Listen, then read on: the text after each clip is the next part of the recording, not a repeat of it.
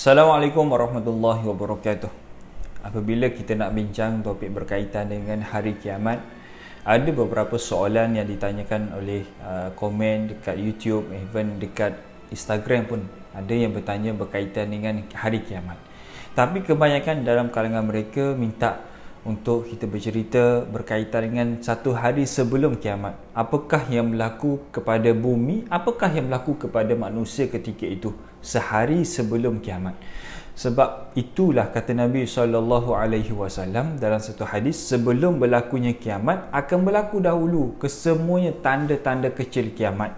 Seandainya hari itu kalian dapati telah pun berlaku tanda kecil kiamat, maka esokkan akan berlaku tanda besar kiamat, iaitu keluarnya Imam Mahdi, keluarnya Dajjal dan wahakata dan sebagainya.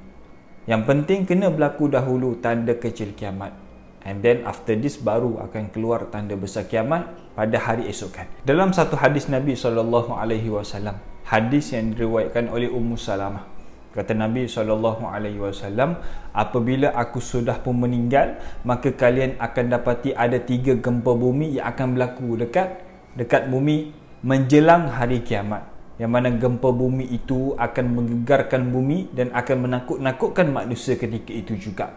Dan kata Nabi SAW, dekat sangat dengan hari kiamat, sangat dekat dengan hari kiamat akan keluar satu angin, kata Nabi. Ini sangat dekat dengan hari kiamat. Kalau esokkan kiamat, maka hari ini akan keluar angin itu, kata Nabi SAW. Seumpamanya sangat dekat dengan hari kiamat akan keluar satu angin, yang mana angin ini akan melata ataupun angin ini akan merebak ke seluruh bumi pada ketika itu. Di mana ada manusia, maka disitulah angin itu akan sampai, yang menyebabkan barang siapa yang ada iman sebesar zarrah dalam hati mereka, maka dia pun akan mati bila mana kena angin tersebut. Di mana ada manusia yang beriman, meskipun iman mereka sebesar zarrah, maka mereka pun akan dimatikan dengan angin tersebut. Yang mana kata para ulama, angin itu akan keluar daripada 2 arah. Salah satunya akan keluar daripada arah Yaman. Sebab benda itu, perkara ini belum lagi berlaku.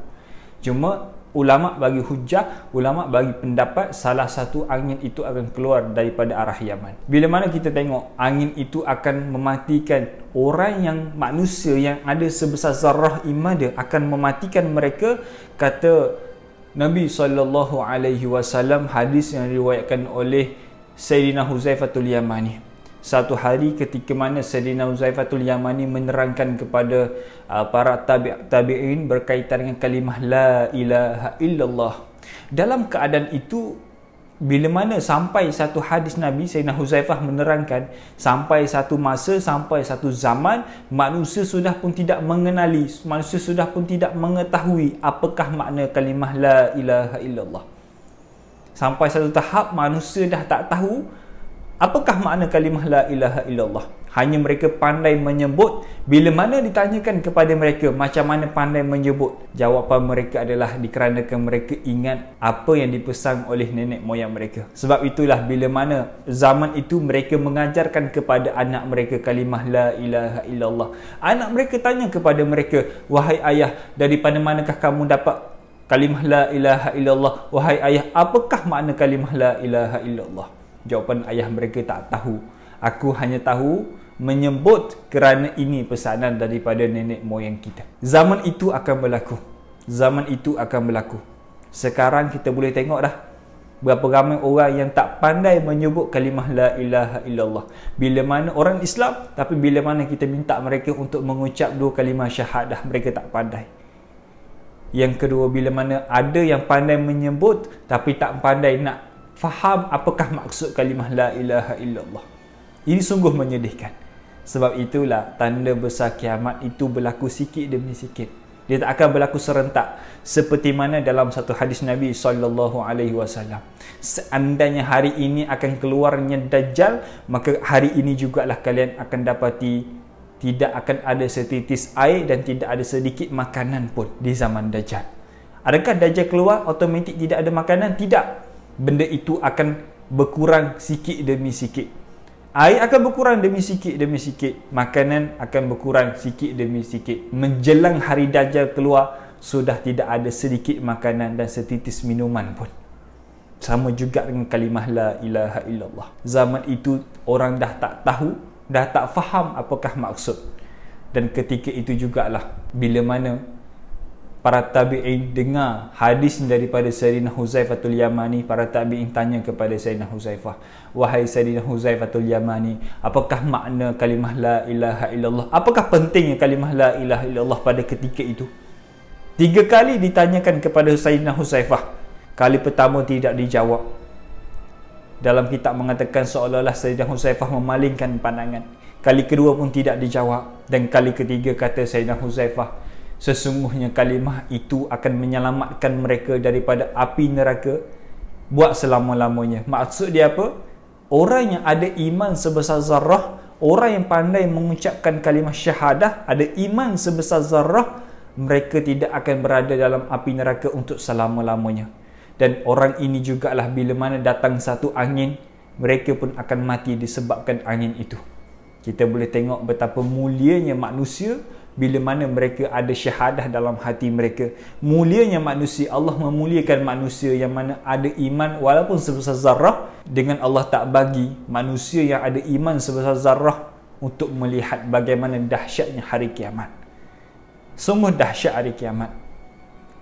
Mata kasar kita tak akan mampu, mata hati kita pun tak akan mampu untuk melihat bagaimana dahsyatnya kiamat. Sekelip mata hancur kesemuanya. Sebab itulah kita tengok balik kisah bagaimana Nabi Lut alaihi salam. Apa kata Jibril kepada Nabi Lut ketika mana Nabi Lut nak keluar daripada kampung dia? Wahai Lut, pesanlah kepada kaum kamu, janganlah memalingkan pandangan kalian ke belakang. Seandainya kalian dengar sesuatu yang dahsyat, dengar sesuatu yang bising, janganlah kalian palingkan pandangan kalian ke belakang. Sebab apa? Jibril alaihi salam terbalikkan bumi. Sangat dahsyat, itu pun tak akan mampu untuk ditanggung oleh Nabi Lut alaihi salam. Lalu bagaimanakah kita sebagai bukan anbiya, bukan para rasul, kita tak akan mampu untuk melihat bagaimana dahsyatnya hari kiamat. So, apa yang kita tunggu? Jangan kita tunggu hari itu datang baru kita nak berubah. Jangan kita tunggu sehari sebelum kiamat baru kita nak kembali kepada landasan yang benar. Sebab apa? Sebab waktu itu sudah pun tidak ada para ulama. Waktu itu sudah pun tidak ada orang yang nak bagi tazkirah. Waktu itu sudah pun tidak ada orang yang nak buat video sebegini untuk beri pesanan kepada anda, untuk beri pesanan kepada umat Nabi SAW. Kerana dekat dengan hari kiamat, Allah akan menarik ilmu daripada dada-dada manusia, which is Allah akan menarik para ulama, orang yang ada ilmu dalam hati mereka. Allah akan mematikan mereka. Dan waktu itu kalian akan dapati tidak ada seorang pun para ulama, tidak ada seorang pun tempat rujukan manusia ketika itu, yang menyebabkan manusia terus lalai kepada Allah Subhanahu wa taala. Moga-moga dapat manfaat. Assalamualaikum warahmatullahi wabarakatuh.